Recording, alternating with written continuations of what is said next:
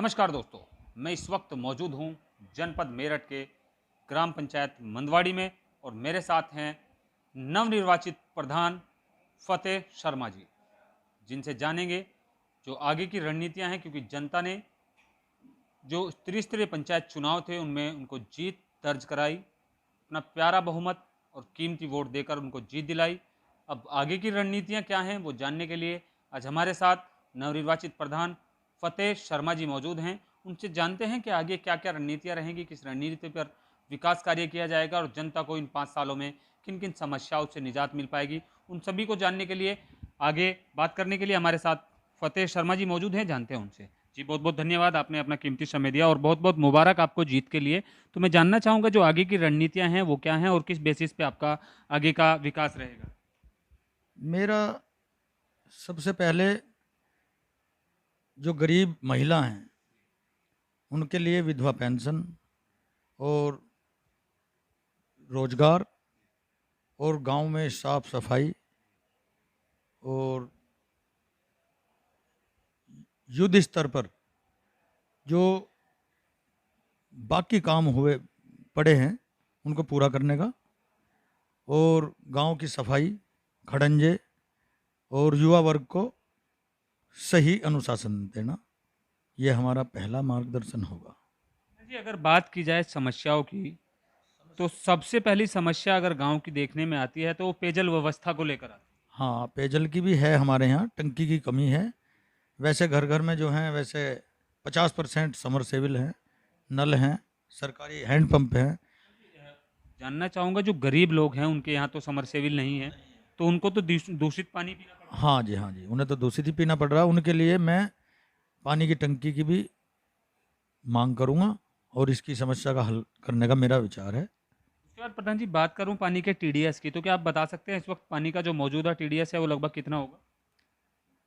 TDS का तो मुझे पूरी जानकारी नहीं है, लेकिन हमारे यहाँ कुछ पानी दूषित है। इसके बाद बात करते हैं सर दूसरी, जो देश के लिए कुछ नौजवान साथी तैयारी करते हैं। दरअसल मैंने देखा है, आपने भी देखा होगा कि उनको हमेशा रोड का सहारा लेना पड़ता है और रोड पे उनको दौड़ना पड़ता है और कभी कभी घटना भी हो जाती है, दुर्घटना हो जाती है, मौतें भी हो जाती हैं। तो क्या आप बता सकते हैं कि मंदवाड़ी गांव के अंदर कोई ट्रैक या कोई स्टेडियम वगैरह बना है। ना हमारे यहाँ कोई स्टेडियम नहीं है। हमारे यहाँ एक सरकारी जो जल निगम की एक कोठी है, कोठी के नाम से है, वो 20-25 बीघे ज़मीन है। मैं ये चाहता हूँ कि उसमें जो है हमारा एक इंटर कॉलेज बने, जिससे हमारे युवा वर्ग को जो है शिक्षा का समाधान हो जाए। और हमारी रोड जो हैं, मैं अपने गांव में बाईपास भी चाहता हूँ। हमारे गांव में बाईपास नहीं है। अंदर गांव में जो गाड़ी आती हैं, बाहर को जाती हैं दूसरे गांव में, उनको भी काफ़ी दिक्कतों का सामना करना पड़ता है, क्योंकि सड़कें चौड़ी नहीं हैं, मोड़ हैं। तो मैं बाईपास का भी प्रयास रहेगा। प्रयास रहेगा मेरा। उसके बाद बात करते हैं प्रधान जी स्वास्थ्य को लेकर। तो अगर बात की जाए मंदवाड़ी गांव की, तो क्या आप मुझे बता सकते हैं कि जो पूर्व में प्रधान रहे हैं उनके द्वारा कुछ प्रयास किया गया है कि गांव के अंदर कोई मिनी स्वास्थ्य केंद्र या कोई डिस्पेंसरी या कोई पशु अस्पताल या कोई जच्चा बच्चा केंद्र बनवाया जाए। ना जी, ऐसा कुछ नहीं हुआ, लेकिन मेरा प्रयास रहेगा यहाँ जो है एक तो सरकारी अस्पताल हो, जानवरों का भी, भैंसों का, गायों का, और एक सरकारी हमारा भी मतलब इंसानों का भी होना चाहिए एक। हाँ जी। उसके बाद प्रधान जी बात करें कन्याओं के लिए, तो क्या कन्याओं के लिए कुछ कार्य गांव के अंदर हुए हैं, जैसे कन्या पाठशाला हो या कन्याओं के लिए व्यायाम की कोई व्यवस्था हो, इस प्रकार के कोई कार्य किए गए हैं या आपके आगे की कोई रणनीति रहेगी। ना जी, हमारे यहाँ कोई कन्याओं के बारे में कोई सोचा नहीं गया। और मोदी जी ने काफ़ी बताया है कि बेटी बचाओ बेटी पढ़ाओ, लेकिन यहाँ अभी कोई ऐसा प्रयास मेरी जानकारी में नहीं हो रहा। और मैं आगे भी ये आपको विश्वास दिलाना चाहता हूँ, अगर मेरी मानी गई, मैं बच्चों के लिए जो हूँ वो भी स्कूल का प्रबंध सोच रहा हूँ करने। जी इंसान के एक समय ऐसा आता है जब उसको शमशान ले जाया जाता है या कब्रिस्तान ले जाया जाता है, लेकिन अगर वहाँ की बात करें तो स्थिति जो है वो कहीं ना कहीं निंदनीय है। कहीं ऐसा भी नहीं है कि अगर मौसम ख़राब हो जाए तो वहाँ पर हम लोग सबको रख के छावा कर सके। तो क्या मंदवाड़ी के अंदर कोई ऐसी प्रकार की समस्या है?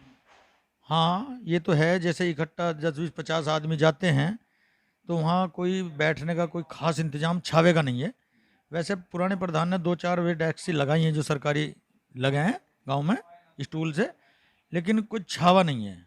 हाँ जी। तो आपका प्रयास रहेगा? हाँ जी, मेरा प्रयास रहेगा उसका शमशान तक जो रास्ता जो है वो भी चौड़ा करना, वो नेड़ा हो रहा है उसको भी चौड़ा बनवाना, और उसमें जो है काफ़ी घास फूस अढ़ावा हो रहा है, लोगों ने उपले भी पात रखे हैं। मेरा तो ये है कि इसका जो है 4 तरफ बाउंड्री कराऊं और इसमें घास पे स्प्रे कराऊं और इसको जो है सही स्तर पे लाऊं। जैसे कि गांव के अंदर 5 से 6 कैंडिडेट आपके सामने चुनाव लड़ रहे थे, लेकिन जनता ने आपको अच्छा समझा और जनता ने आपको प्रधान बनाया, तो अब जनता के लिए आप कुछ कहना चाहेंगे? हाँ जी, मैं जनता का आभार प्रकट करता हूँ। जनता ने मुझे चारों तरफ से वोट दी और मेरी थोड़ा अच्छाइयों के हिसाब से मेरे में कुछ विश्वास देखा उन्होंने, इसलिए मुझे चारों तरफ से वोट मिला, सभी बिरादरियों का मिला सहयोग। मैं उनका आभार प्रकट करता हूँ। तो देखा आपने यहाँ पर फतेह शर्मा जी ने किस तरह लोगों को आभार व्यक्त किया और साथ ही साथ अपनी जो गांव की समस्या है उनसे भी बात करनी और उनके बारे में भी बताया कि गांव की जो समस्या है उन पर काम किया जाएगा, चाहे वो खेल के स्तर को लेकर हो, चाहे वो शिक्षा के स्तर को लेकर हो, चाहे वो स्वास्थ्य के स्तर को लेकर हो, चाहे वो पेयजल व्यवस्था को लेकर हो। समस्या चाहे जो भी होंगी उन पर काम किया जाएगा। जनता को साथ लेकर 5 साल जिस तरह जनता ने मेरा सहयोग किया, उसी तरह जनता के बीच रहकर काम करूंगा और जनता के प्यार और मोहब्बत के साथ और जनता के साथ कंधे से कंधा मिलाकर चलने का काम करूंगा। देखते रहिए 24 तेजस न्यूज।